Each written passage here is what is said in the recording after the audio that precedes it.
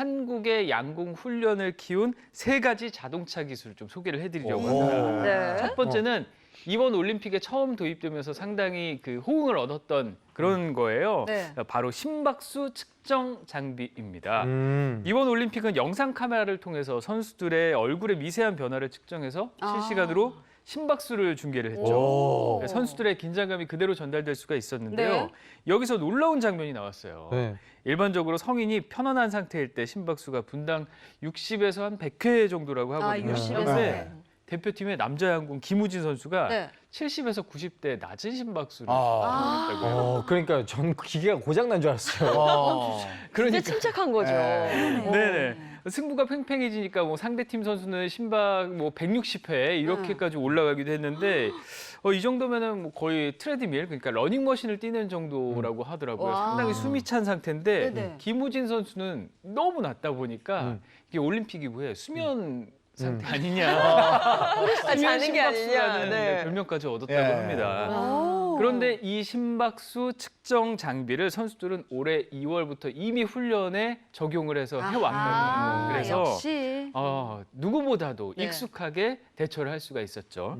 이 기술은 자율주행차에 적용되는 센서 인식 기술을 통해서 심박수를 측정하고 평정심 유지에 활용하는 그런 훈련이 됐는데요. 어떤 식으로 훈련을 했는지 영상으로 준비했습니다.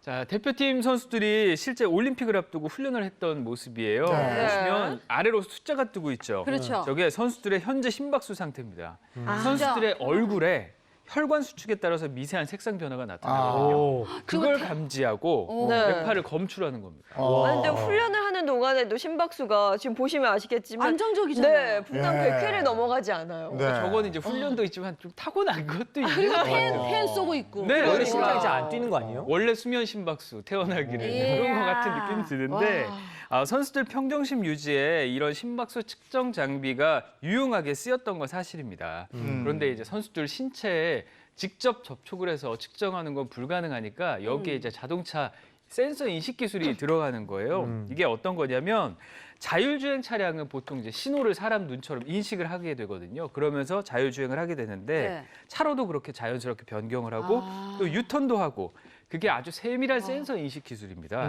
이 기술로 안면 인식에 대한 알고리즘을 만들어서 선수들의 얼굴에서 드러나는 긴장감을 측정을 하는 겁니다. 그러니까 사실 심박수 변화가 중계에 노출된다는 것만으로도 집중력이 떨어질 수가 있잖아요. 맞아요. 그렇죠. 하지만 선수들은 이런 훈련 과정을 미리 겪었기 때문에 경기에도 당황하지 않을 수 있었다고 합니다. 처음 본 기술인데 우리 선수들은 벌써부터 네, 이 기술을 네. 이용해서 훈련을 하고 있었군요. 네, 그렇습니다.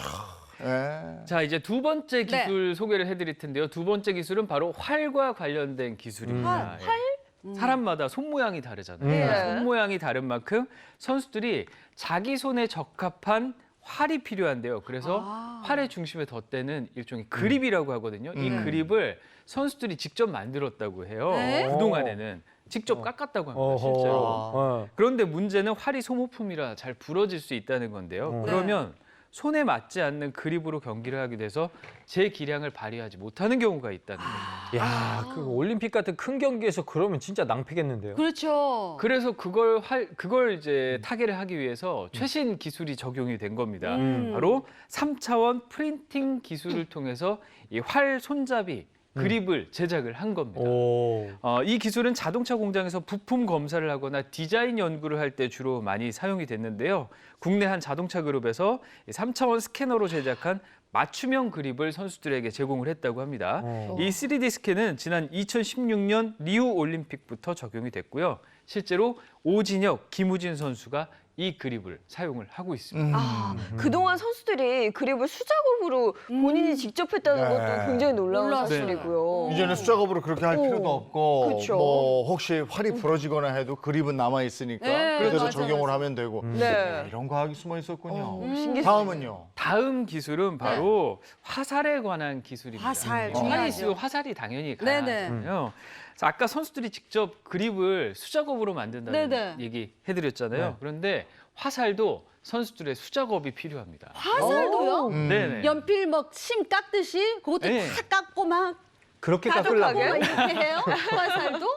아, 그렇게까지 하지는 않고요. 네. 처음에는 선수들에게 화살대는 줘요. 네, 그럼 화살대를 주면은 거기에 여러 가지 조립을 하는 과정에서 선수들이 직접 작업하는 과정들이 숨어 있다고 합니다. 아. 먼저 선수들이 자기 팔 길이에 맞춰서 화살대를 자르고요.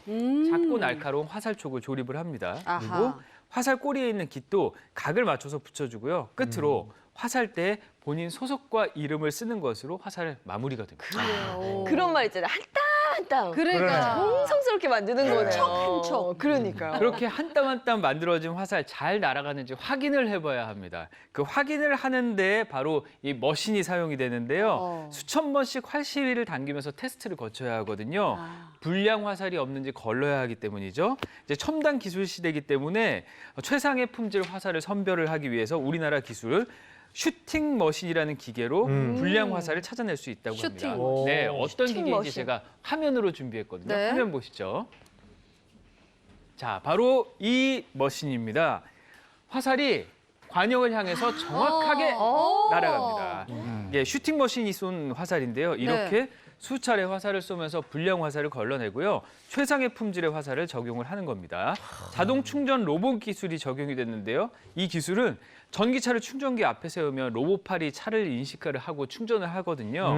이 원리로 관역을 인식하고 화살을 일정하게 쏘는 겁니다. 역시 2016년 국내 자동차 그룹 H사가 양궁협회와 협의를 해서 리우올림픽을 거쳐서 이번 도쿄올림픽까지 선수들에게 도움을 주고 있습니다. 대단하네요. 세계인들이 어떻게 한국 양궁은 저렇게 대단한가 뭐 이렇게 궁금해하는데 이유가 네. 오늘 있었어. 궁금증이 풀렸어요. 네. 첫 번째는 역시 우리 선수들의 땀과 노력. 눈물과 네. 노력과 뭐 이런 거였고 두 번째가 과학적인 뒷받침이었습니다. 네. 오늘 좋은 정보 잘 들었습니다. 고맙습니다.